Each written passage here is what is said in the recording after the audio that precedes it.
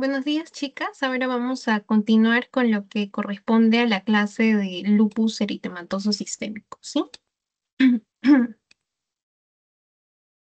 ¿En qué vamos a revisar? Vamos a revisar la definición de la enfermedad, su fisiopatología, en la clínica, que va a ser bastante amplia en esta enfermedad. Vamos a ver también cómo hacemos el diagnóstico y el manejo terapéutico que se hace en estos casos. Ok, definición de la enfermedad. Es una enfermedad potencialmente fatal causada por una cascada inmune de amplio espectro clínico y de curso recidivante, ¿no? Sobre todo recordar esto, ¿no? Va a tener un amplio espectro clínico, va a ser una enfermedad crónica, como su nombre lo dice, sistémica, ¿ok? Va a afectar a bastantes órganos del cuerpo. La epidemiología, donde va a ser más frecuente en mujeres de edad fértil en comparación a hombres, ¿no? Va a ser en una relación de 9 a 1. En cuanto a población, donde va a ser más frecuente también en afroamericanos y en segundo puesto también van a estar los hispanoamericanos, ¿no? Por eso es importante estudiar esta enfermedad porque también va a ser bastante frecuente en nuestra población. En la edad de incidencia mayor, el pico va a estar entre los 20 y los 40 años. Si bien es cierto, puede presentarse en menores de esta edad, sí, va a ser menos frecuente, al igual que es menos frecuente en varones, pero va a ser más severo, ¿no? Si es que se presenta en un varón menor de 16 años, pues vamos a ver una presentación de la enfermedad mucho más severa. En cuanto a la fisiopatología, ¿qué vamos a tener? En primer lugar, pues se deben presentar ciertos factores genéticos, ¿no? El paciente va a presentar algunas mutaciones. ¿En qué genes? Los principales genes involucrados van a ser el HLA-DR2 y el HLA-DR3. En cuanto a factores ambientales, ¿a quiénes vamos a tener? Tienen que interactuar, ¿ok? Tanto nuestros factores genéticos como nuestros factores ambientales para que se pueda, pues, dar la evolución de la enfermedad. Factores ambientales, importante, la exposición a la radiación ultravioleta, también algunos virus, por ejemplo, el virus del Epstein-Barr, citomegalovirus, algunas drogas, ¿ok? Van a haber drogas que pues van a estar causando el lupus. Una de ellas es la hidralazina, también está la procainamida o las sulfas, van a estar bastante relacionados a lupus, ¿no? En este caso van a ser un lupus inducido por drogas y en este caso también el tratamiento es diferente, ¿no? Vamos a pues suspender el fármaco para que la persona pues deje de presentar todo este cuadro clínico. Y también van a estar algunas hormonas como el estrógeno involucrados en la fisiopatología. Entonces, lo más importante acá es que va a haber una interacción, ¿no? Entre los factores genéticos y ambientales. ¿Y esto a qué va a conllevar? A que haya múltiples defectos en el sistema inmune, ¿no? Tanto una disfunción en las células dendríticas, en los linfocitos B, en los linfocitos T, va a estar alterado, esto apúntenlo, van a estar alterados los dos, tanto la inmunidad innata como la adaptativa. ¿Ok? Ambas van a estar alteradas en el lupus, inmunidad innata y de inmunidad adaptativa. ¿Qué se va a estar generando? Autoanticuerpos. Va a haber una producción anormal de inmunocomplejos, ¿no? Que vienen a ser autoanticuerpos unidos a antígenos propios que van a conllevar a la activación de las proteínas del complemento. Es justamente esta activación de las proteínas del complemento que también cuando nosotros les midamos el C3 o el C4 séricos al paciente van a estar disminuidos. ¿Por qué? Porque está habiendo un consumo de ellos, ¿no? Se están activando estas proteínas. Y por otro lado vamos a tener los linfocitos T reactivos que pues también van a tener una función anormal y van a estar secretando además citocinas inflamatorias como cuáles, el interferón alfa, la interleuquina 6, la interleuquina 10 y todo este desorden inmune pues va a conllevar a que se presenten las manifestaciones clínicas del lupus, que como ya habíamos mencionado, ¿no? Es un lupus eritematoso sistémico, va a estar afectando a bastantes órganos, a bastantes sistemas del cuerpo.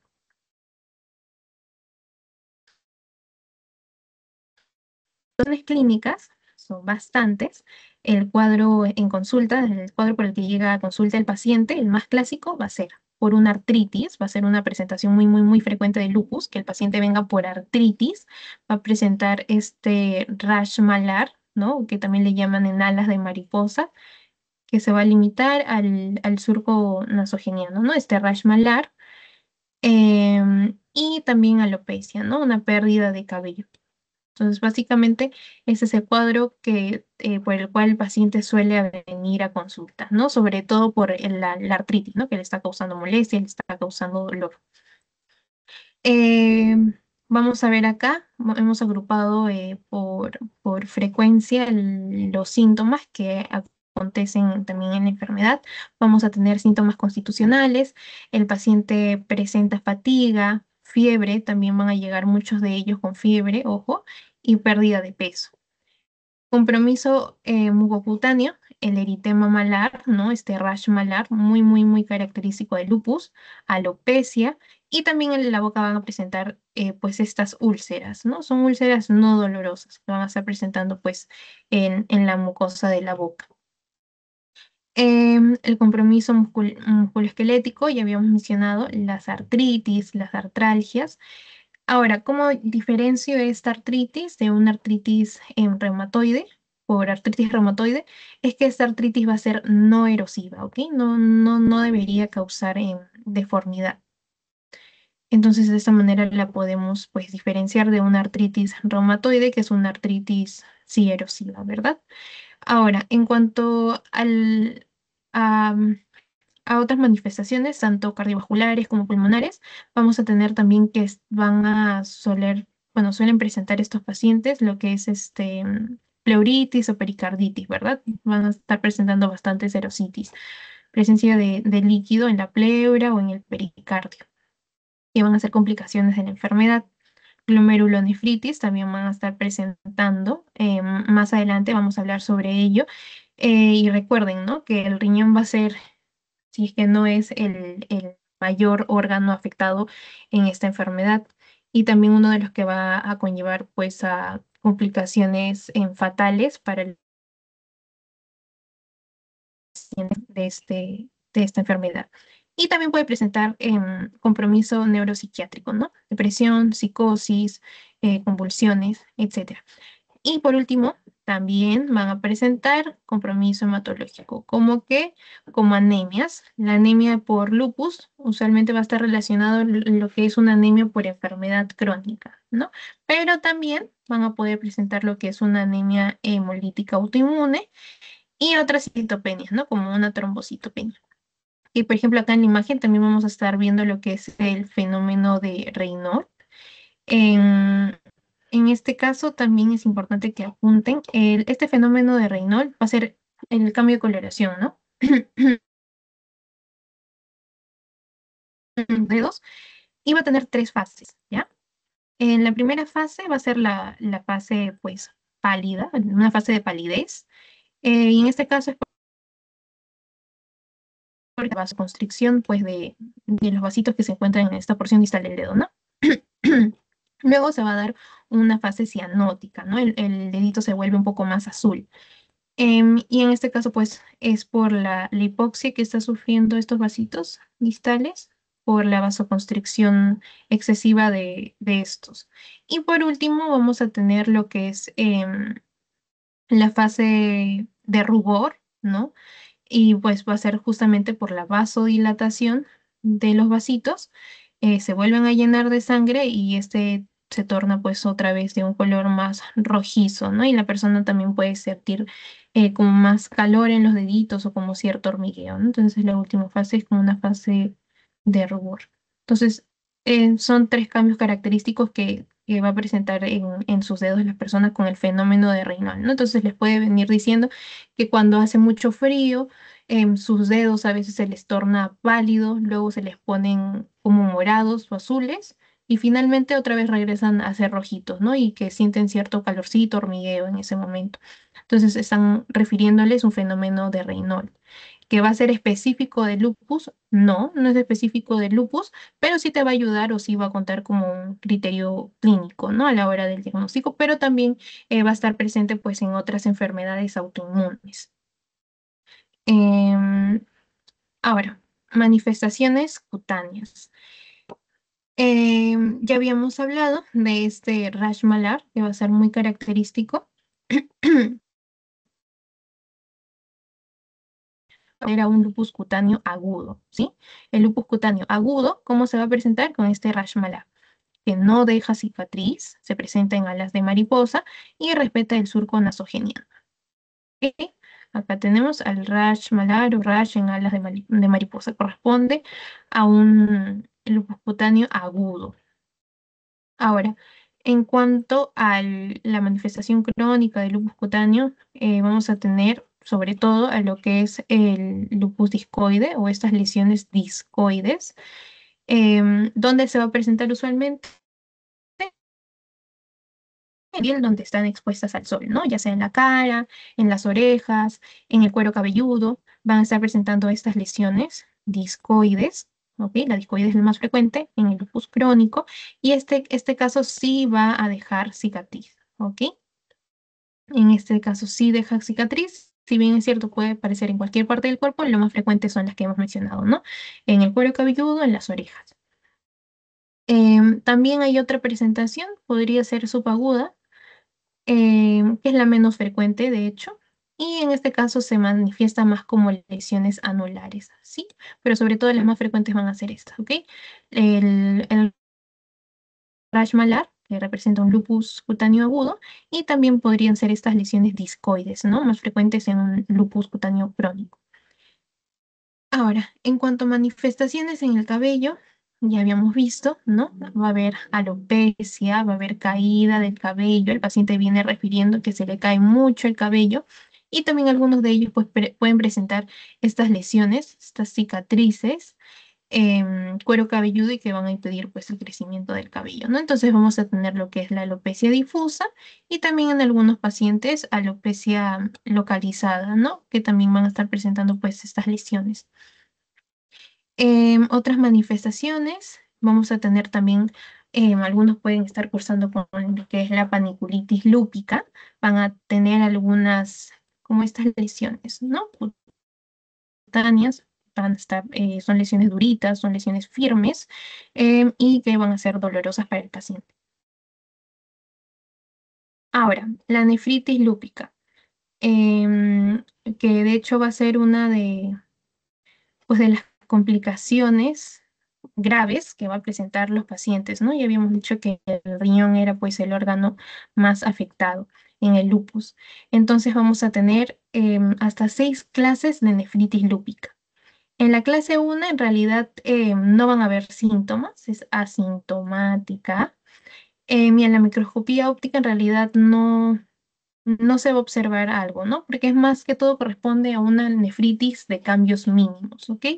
Entonces, en este caso, pues el paciente es asintomático, a la microscopía no se va a observar nada porque justamente corresponde a cambios mínimos.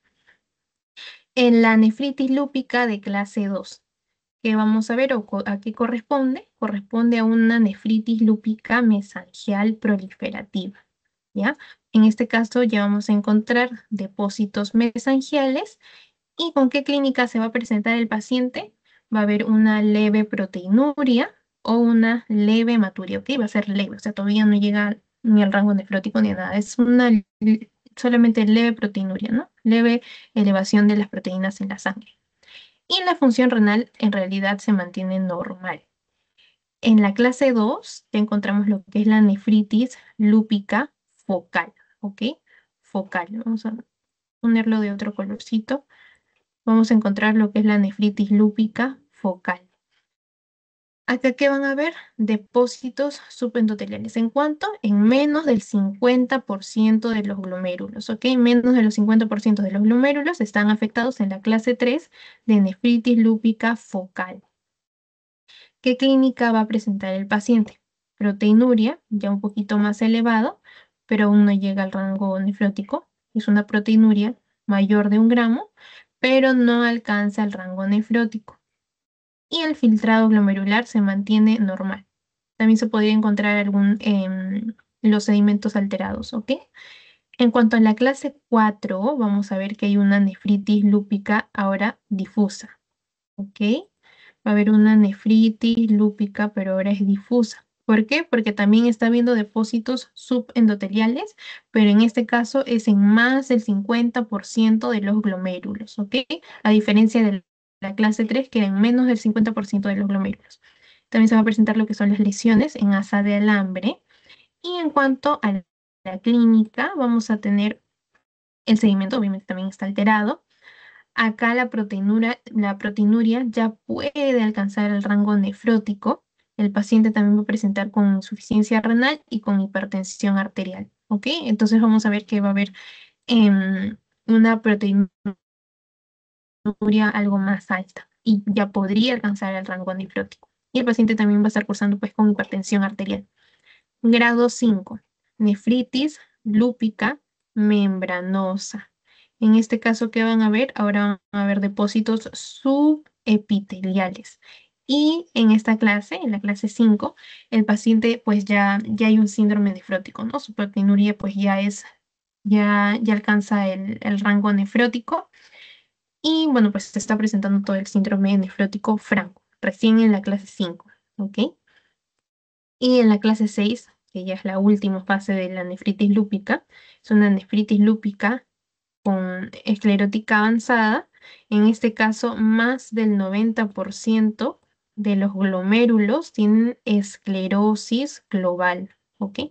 Más del 90% de los glomérulos. O sea, ya estamos hablando de una esclerosis global y en este caso, pues, ya es la fase final de la nefritis lúpica, ¿no? El paciente ya está presentando lo que es una insuficiencia renal crónica.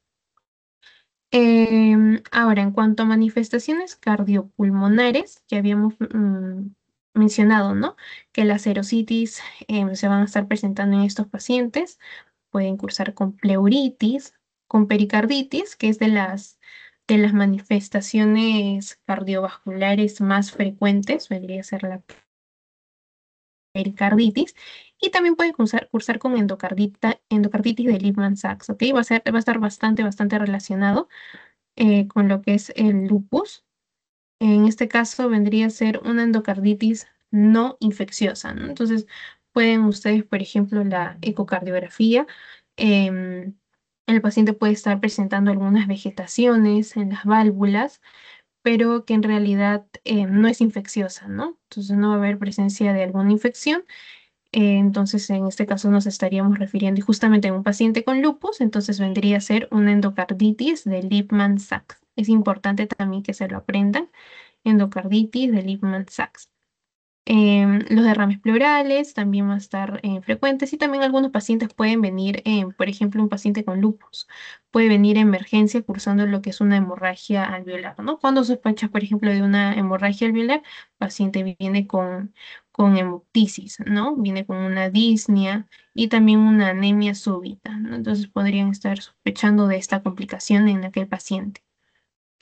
Y manifestaciones neurológicas, ya habíamos mencionado algunas convulsiones, neuropatía periférica también, disfunción cognitiva y síndrome neural orgánico.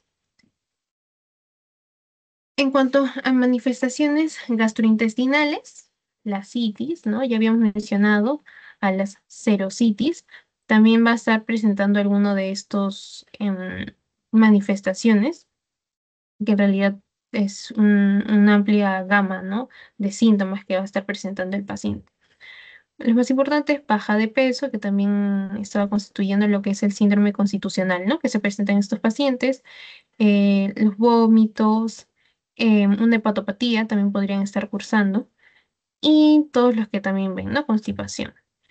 Ahora, en cuanto a manifestaciones hematológicas, vamos a tener anemia. Dijimos que habían citopenias, ¿no? Van a estar disminuidas en todos los pacientes. Entonces, por ejemplo, en cuanto a la anemia, la más frecuente, la más común en el lupus, va a ser la anemia asociada a enfermedad crónica, ¿ya? En el lupus, usualmente los pacientes que están cursando con anemia, va a ser, ¿por qué? Pues justamente por su enfermedad crónica, ¿no? Van a estar presentando una anemia. Entonces, en este caso, ¿de qué anemia, de qué tipo de anemia estaríamos hablando? Estaríamos hablando de una anemia normocítica, normocrónica. Entonces, si en el examen ustedes les preguntan, ¿qué tipo de anemia es más frecuente encontrar en un paciente con lupus? Y les ponen anemia macrocítica, anemia por qué sé yo, por intoxicación, anemia sideroblástica, cosas así. En realidad la más frecuente, o anemia macrocítica que les pueden poner, la más frecuente va a ser esta, ¿ok? Anemia normocítica, normocrómica. Entonces, ese es el tipo de anemia con el que usualmente se van a estar presentando los pacientes con lupus. Fátima, ¿es la única anemia que mi paciente con lupus va a presentar? No, aparte de la anemia por, por enfermedad crónica, es que de hecho sí es la más frecuente, pero en algunos casos el paciente podría estar cursando con otro tipo de anemia. Es la anemia hemolítica autoinmune, ¿no? Pero en este también, en este caso, el paciente tal vez puede venirme con otra clínica, ¿no? Como va a haber una elevación de la bilirrubina indirecta, entonces el paciente tal vez podría venir con cierta ictericia, ¿no? Entonces ahí también la clínica los va a estar ayudando, ¿no? Una anemia que también va a presentar elevación de la bilirrubina indirecta, del DHL, también va a haber un aumento, en este caso también hay aumento de reticulocitos, una disminución en la aptoglobina. Entonces, si ya tengo todos estos signos en mi laboratorio, yo podría pedirle, tendría que pedirle una prueba de CUMS, ¿no? Si ya mi prueba de CUMS me sale positivo, pues en este caso ya no estaría hablando de una anemia por enfermedad crónica, sino que sobre todo estaría hablando por una anemia hemolítica autoinmune, ¿no? Con mi COMS positivo.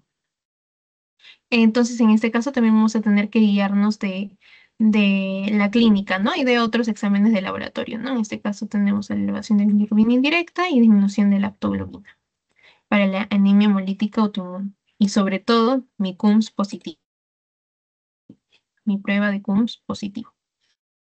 En sí habíamos dicho que va a haber una citopenia, ¿no? Entonces, nuestras otras líneas de células sanguíneas también van a estar disminuidas. ¿Qué vamos a encontrar también? Una trombocitopenia. Va a haber nuestros autoanticuerpos también van a estar atacando nuestras plaquetas, entonces va a haber una disminución de las plaquetas y leucopenia, ¿no? Ya sea una linfopenia o una neutropenia, va a estar también disminuida, aunque una neutropenia severa suele ser rara. Ahora, si es que el paciente presenta una anemia hemolítica autoinmune con trombocitopenia y con neutropenia, entonces a esto yo le pongo un nombre y se llama síndrome de Evans. Y también muchos pacientes con lupus pues están cursando pues con este síndrome, ¿no? Con toda esta triada de la anemia hemolítica autoinmune, la trombocitopenia y la neutropenia. ¿Qué otras manifestaciones hematológicas puede presentar el paciente? Como en esta enfermedad de lupus también van a estar presentando lo que son los anticuerpos antifosfolipídicos, pues esto también me podría conllevar a un síndrome antifosfolipídico, ¿no? Que lo vamos a ver también más adelante. Entonces, estas son básicamente las cuatro manifestaciones hematológicas más comunes que se presentarían en un paciente con lupus.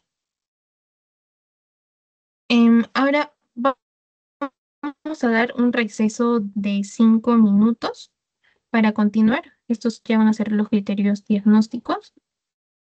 Ya estamos casi a mitad de la clase, entonces sí, vamos a dar un tiempito de descanso y después continuamos.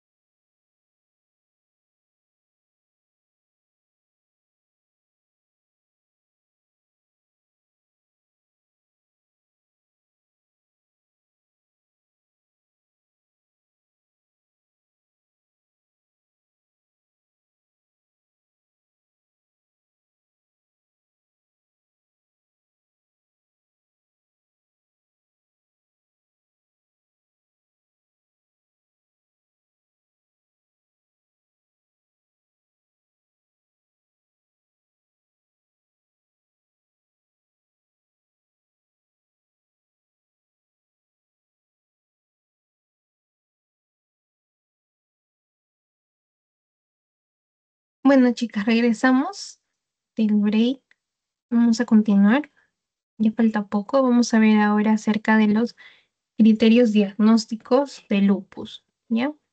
En primer lugar, vamos a destacar el criterio de entrada, nuestro criterio obligatorio, que va a ser tener un ANA positivo mayor o igual a 1 en 80. ¿Sí? Este va a ser nuestro principal criterio de entrada para después ya pasar a evaluar los signos, los anticuerpos del paciente en tablita. ¿Qué otras acotaciones nos presentan? Pues no contar un criterio si es que hay una mejor explicación de lupus, ¿no? Por ejemplo, fiebre. Mi paciente presenta fiebre, pero justo es porque está con una infección, ¿no? Una infección gastrointestinal, por ejemplo. Entonces acá hay una mejor explicación que el lupus, no lo contaría entonces como un criterio, ¿ok? Entonces, no contar un criterio si es que hay una mejor explicación, si es que hay otra causa, explique mejor mi criterio antes que el U. ¿Qué más? Al menos un criterio clínico y más o igual, mayor o igual a 10 puntos, ¿ok? Entonces, para yo estar hablando de lupus, tengo que tener más de 10 puntos y por lo menos un criterio clínico presente, ¿ok? Entonces, si todos mis puntos se deben a que cumplo con los criterios inmunológicos, ¿no? Que sé yo, le encontré anticuerpos antifosfolipídicos, disminución del complemento y le encontré por ahí un anti-ADN positivo, qué sé yo, pero no tengo ningún criterio clínico, entonces no puedo contarlo, pues, ¿no? Como lupus. Tiene que haber al menos un criterio clínico y 10 puntos. Los criterios no necesariamente tienen que presentarse simultáneamente y en cada criterio solamente voy a contar el punto más alto, ¿no? Por ejemplo, aquí, qué sé yo, mi paciente presenta delirio, pero también convulsiones, entonces yo no contaría 5 y 2, ¿no? Entonces acá solamente valdría el puntaje más alto, ¿no? El 5, algo así. Eso se repite en todos los criterios, ¿no? Solamente voy a contar el que me presente más puntuación. Entonces, ¿qué criterios clínicos, qué dominios clínicos voy a tener? Constitucional, la fiebre.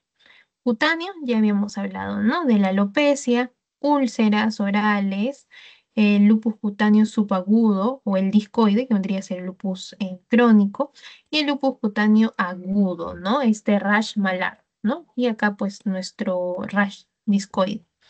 Artritis. Artritis a secas, no. Artritis en dos o más articulaciones. Va a estar afectando a bastantes articulaciones. Neurológico, que puede presentar delirio, psicosis, convulsiones. Ya habíamos hablado también de la serositis, ¿no? Pericarditis o un derrame pleural. Hematológico, anemias, leucopenia y trombopenia. La anemia hemolítica en este caso es la que nos va a estar sumando los puntos, ¿no? Renal, también vamos a encontrar lo que son las nefritis lúpicas. Y eso en cuanto a los dominios clínicos. Y en cuanto al criterio inmunológico, vamos a tener que vamos a contar o que vamos a hablar. Anticuerpos, complemento y anticuerpos antifosfolipídicos, ¿no? Que también habíamos mencionado anteriormente. ¿Cuáles son? El anticoagulante lúpico, la anticardiolipina, acá no está escrito, pero lo pueden escribir, la anticardiolipina y el anti-beta 2 glucoproteína, ¿ok? La presencia de cualquiera de estos tres me va a dar un puntaje de 2. Cualquiera de los tres puede estar presente, ¿no? Y justo este es el que nosotros veíamos relacionado con el síndrome antifosfolipídico en la diapositiva anterior, en esta diapositiva. Y lo que me va a estar causando, me va a estar predisponiendo a que ocurra este síndrome, es una trombosis, ¿no? Va a favorecer la formación de coágulos y esto obviamente va a conllevar pues a que el paciente pueda sufrir de trombosis. Ahora, en cuanto al complemento, cuando estamos explicando la fisiopatología, habíamos mencionado que se iban a estar activando pues, ¿no? Las proteínas del complemento. Entonces va a haber un consumo de estas proteínas. ¿Cómo yo espero encontrar entonces mi C3 o mi C4 van a estar disminuidos, ¿ok? Entonces, si hay un consumo de C3 o de C4, tengo 4 puntos, y si hay un consumo de C3 y C4, acá debería decir y C4, pues un puntaje de 4, ¿ok? Entonces voy a también evaluar mis complementos, mis proteínas del complemento, cómo están. Y mis anticuerpos, también importante. El anti-ADN de doble cadena y el anti-Smith, bastante específicos los dos, ¿ya? Son muy, muy específicos para el lupus, ambos. El anti-Smith es el más específico para el lupus. Ahora, Fátima, pero estos criterios son demasiados. Justo mañana es mi examen, no sé cómo memorizarlos todos. Entonces pueden tener también acá hay una memotecnia que se usa bastante, que dice, ¿no? Es un safari. Entonces pueden recordar por cada letrita que corresponde, ¿no? E de eritema, ya habíamos hablado, ¿no? Del rash, ya sea malar o discoide. S para hablar sobre la serositis. U para las úlceras, ¿no? Las úlceras orales. N de manifestaciones neurológicas, ya sea el delirio, la psicosis, las convulsiones. S para las alteraciones sanguíneas, todas las citopenias que vamos a estar viendo, las anemias, las leucopenias, la trombopenia. A de artritis, ¿cómo iba a ser la artritis en este caso? Es no erosiva, ¿verdad? F para fotosensibilidad, el paciente va a presentar mayor sensibilidad a la luz, ¿no? Eso también puede precipitar a que se produzca también estos rash malar, el eritema malar. Otra vez una A, pero en este caso es para ANA. Acuérdense del criterio de entrada, un ANA positivo, ¿no? Mayor o igual a 1 en 80. R de renal, hay afectación renal. Y I de inmunológica. O sea, todos los anticuerpos que va a estar presentando, ¿no? Ya sean los antifosfolipídicos o el anti-ADN de doble cadena o el anti-SMUC. Entonces, con esta mnemotecnia también pueden recordar todos estos criterios, o al menos los más importantes. A ver, hablando un poquito más sobre los anticuerpos, vamos a tener en primer lugar a nuestro criterio de entrada al ANA.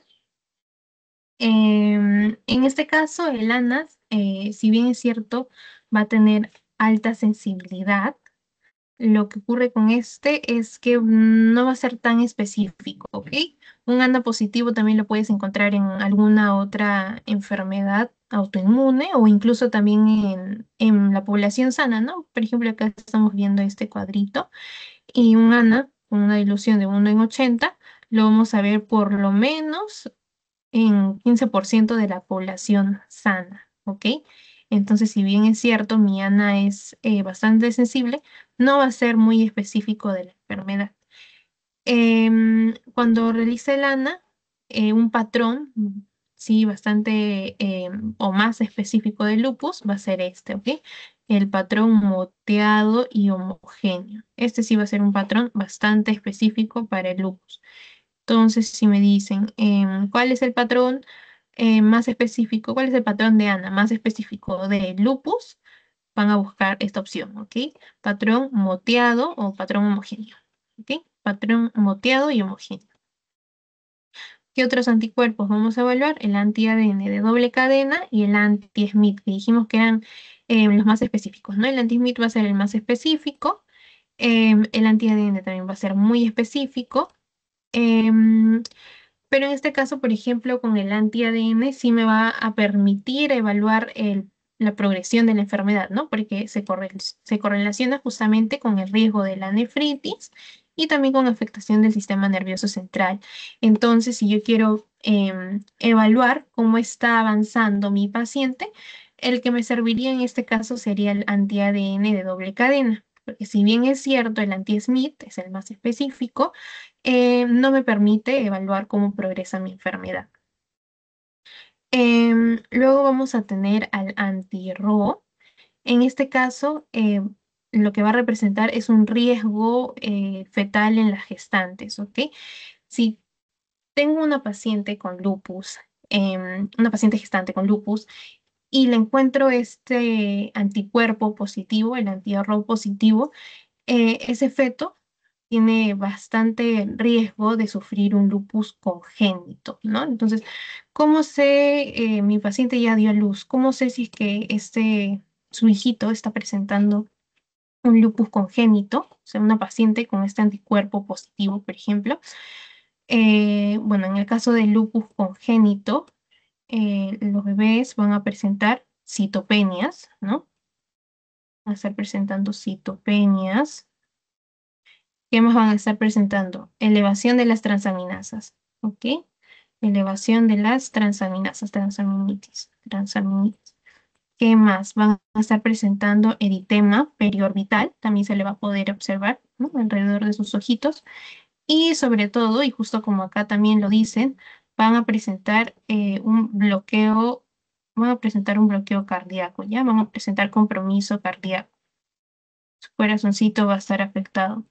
Entonces veo todas estas características y justamente de un bebé, ¿no? Con su madre que sufre de lupus y que tiene justamente este anticuerpo positivo, entonces voy a estar sospechando pues de un lupus congénito, ¿ok? Con todas estas características. ¿Qué otros anticuerpos tenemos? La antihistona. ¿Y cuándo me va a servir, sobre todo cuando me va a ser bastante útil este anticuerpo? Cuando yo estoy sospechando de un lupus inducido por fármacos, ¿ya? Un paciente que esté tomando, qué sé yo, hidralazina, procainamida o algunas sulfas, yo estoy sospechando que su lupus ha sido inducido por estos fármacos, puedo pedir este anticuerpo y usualmente sale positivo, pues, ¿no? En todos estos casos de lupus inducidos por fármacos. En ese caso, pues el tratamiento obviamente será restringir el consumo de estos fármacos y evaluar, pues, ¿no? Que el paciente pase a otro régimen terapéutico para evitar esos fármacos que le están causando el lupus. Y por último, también los antifosfolípidos, que ya habíamos explicado, ¿no? Y que justamente se van a estar relacionando al síndrome antifosfolipídico.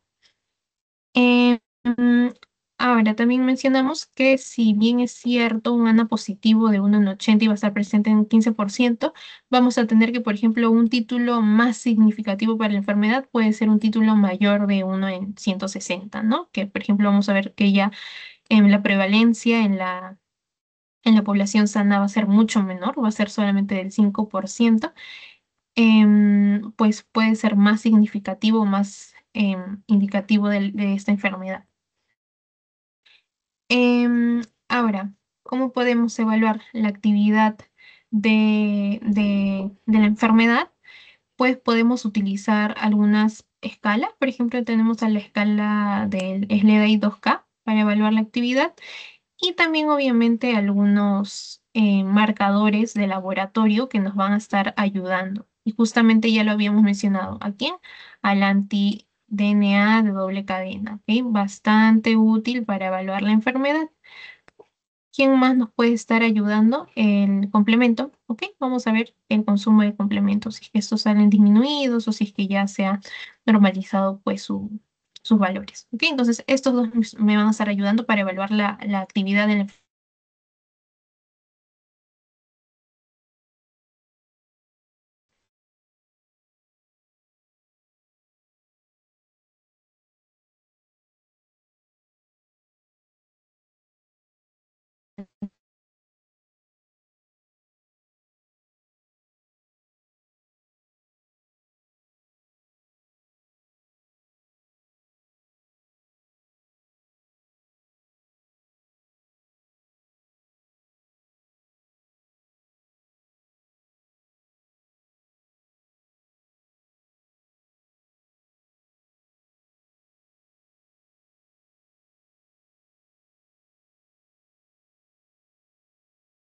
general, ¿no? Tratar de disminuirlo lo más que podamos.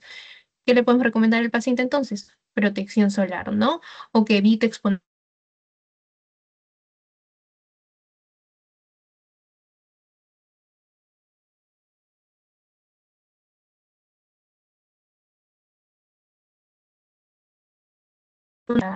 o causando algún.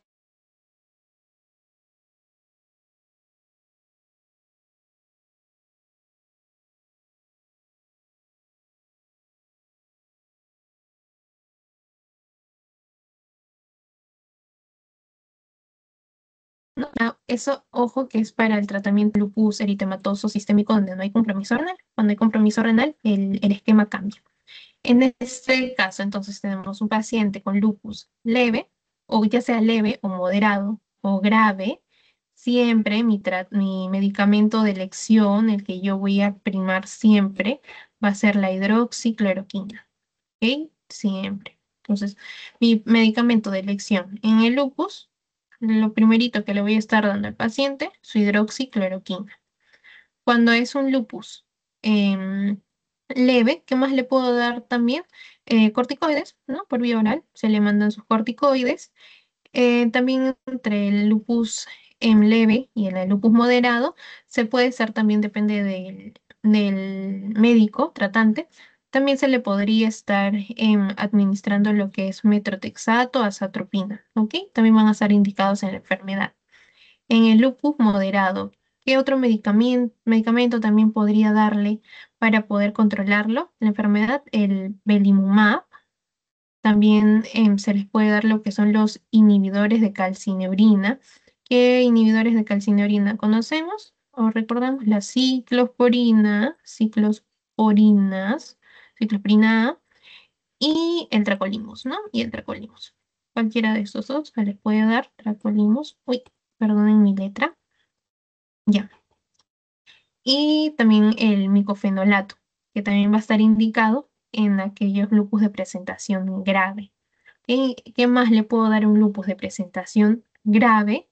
También podría estar indicado lo que es la ciclofosfamida y el rituximab. ¿Ok? Entonces, este es básicamente el esquema. Apréndanse sobre todo, o lo que tienen que tener en mente es esto, ¿no? La hidroxicloroquina es mi medicamento de elección, lo primerito que le voy a dar al paciente. Y ojo, también en aquellos pacientes que están recibiendo hidroxicloroquina en su tratamiento, también sería bueno cada cierto tiempo que ustedes estén haciendo el seguimiento de la enfermedad, que el paciente pues referirlo tal vez con un oftalmólogo porque o hacerle cierto seguimiento de la vista, porque el hidroxicloroquina también va a conllevar a un aumento del riesgo de la maculopatía. ¿Ok? Entonces este va a ser alguno de los efectos adversos que se podría estar presentando y que ustedes también tienen que tener en cuenta al momento del tratamiento. Ujú. Y eso sobre todo, o sea, sobre todo recuerden esto, ¿ok? Sobre la hidroxicloroquina. Ok, ahora sí, algunas preguntas. A ver, tenemos paciente varón de 24 años con fiebre, malestar general, ya tenemos fiebre, malestar general, baja de peso, 7 kilos desde hace 3 meses. Hace un mes nota orina espumosa. En una orina espumosa, ¿qué nos quiere estar diciendo? Que puede haber, ¿no? Que es muy probable que haya proteinuria, ¿no? Presencia de proteínas en esa orina. Hace 15 días, edema de miembros inferiores. También, eso que nos está diciendo, orina espumosa, edema de miembros inferiores, nos está llevando a pensar en un probable síndrome nefrótico, ¿no? Hoy acude a emergencias. Se encuentra su presión arterial alta. Uy, en este caso también tiene hematuria y sus anticuerpos antinucleares positivos. ¿Cuál sería el diagnóstico más probable? Pues aquí ya nos está llevando a pensar con sus anticuerpos antinucleares positivos y con esta afección renal, ya en un rango probablemente nefrótico, nos está llevando justamente a pensar en lo que habíamos explicado anteriormente, ¿no? En un lupus con su complicación de nefritis lúpica. Igual, si es que ustedes ven las otras opciones, ninguna está relacionada en sí con la enfermedad o con la clínica que está presentando el paciente, ¿no? Entonces, en este caso, sí les han puesto bastante clínica relacionada y al final también les rematan con los anticuerpos, entonces ahí pueden hacer la elección en el momento del examen. También revisen bien las otras opciones para que vayan descartando, porque en este caso van a ver que no tienen relación en sí con la historia clínica que están contando. Em, a ver, la otra pregunta es, igual pueden ir respondiendo en el chat mientras voy leyendo. Paciente mujer de 35 años. Cursa con un mes de adormecimiento en miembros inferiores, pierde fuerza distal en dichos miembros y hace 10 días nota múltiples úlceras en la pierna. ¿Qué va a tener? analítica muestra el anticuerpo antinuclear positivo. ¿Cuál sería el diagnóstico más probable? Si quieren pueden ir escribiendo en el chat. Ujú. A ver, voy a ver un momentito.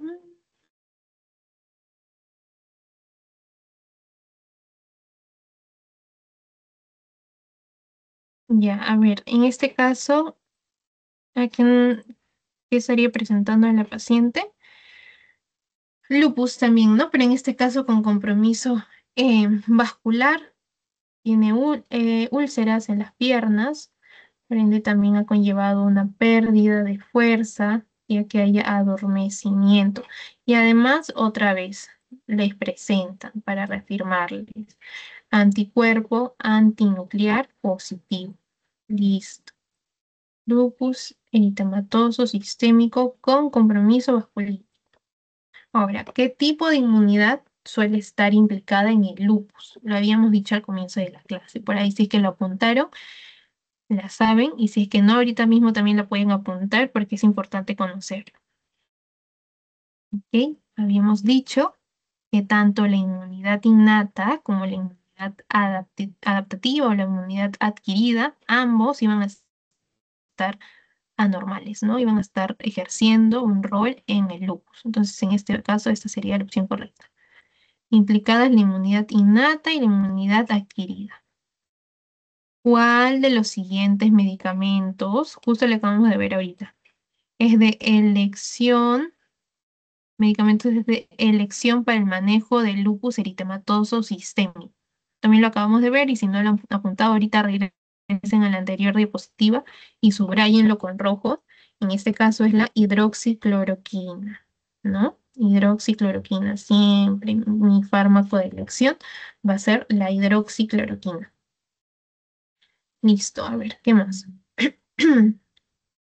Paciente con antecedente de lupus y síndrome antifosfolipídico. Al examen encuentran un soplo aórtico. ¿En qué van a sospechar? Habíamos visto también, ¿no? En este caso, habíamos mencionado acerca de una endocarditis que era no infecciosa y que iba a estar bastante relacionada con lo que es el lupus. Y en este caso nos estamos refiriendo a la, si es que ya lo descifraron, lo ponen en el chat, se está refiriendo a una endocarditis de Lehmann-Sachs, ¿ok? Bastante relacionada al lupus. Ahora, es cierto con respecto al lupus. En africanos e hispanos es más frecuente el compromiso renal y suele ser menos severo. Menos severo. Es más frecuente en mujeres en edad fértil y en hombres. Los factores socioeconómicos no están asociados a la severidad en el lupus. Es más severo en población caucásica, pero más frecuente en hispanos y africanos.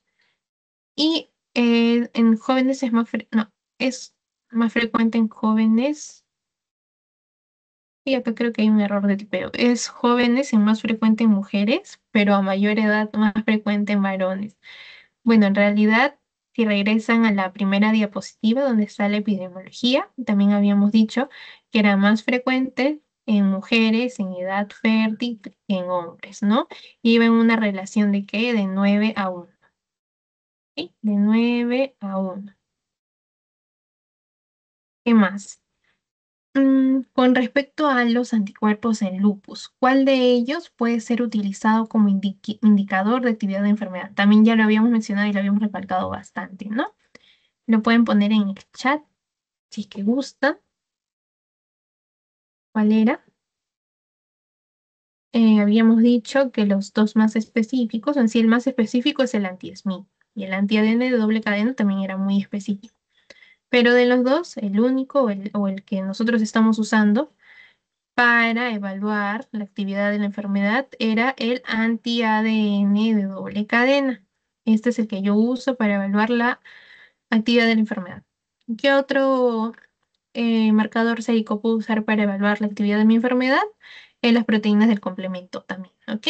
Entonces, en este caso vendría a ser esta la opción, el anti-ADN de doble cadena. Me parece que esta es la última pregunta. Dice, ¿cuál de las siguientes opciones es la manifestación más frecuente en el lupus? También lo habíamos mencionado al comienzo. Ujú. Igual si regresan al comienzo me parece que hay una tablita con un porcentaje de la incidencia o la prevalencia me parece. Y también habíamos mencionado pues, justamente el cuadro clínico con el que viene el paciente, ¿no? Que era sobre todo porque por una artritis, ya los pacientes suelen venir por esto. Y también vamos a estar presentando otra clínica, ¿ok? Entonces, en cuanto a la manifestación más frecuente en lupus, vamos a tener a la artritis. ¿Y cómo iba a ser? Una artritis no erosiva, ¿ya? Que la diferenciaba de la artritis reumatoide. ¿Qué más puedo usar para diferenciarle? La artritis reumatoide voy a tener una rigidez de por lo menos 30 minutos en la mañana.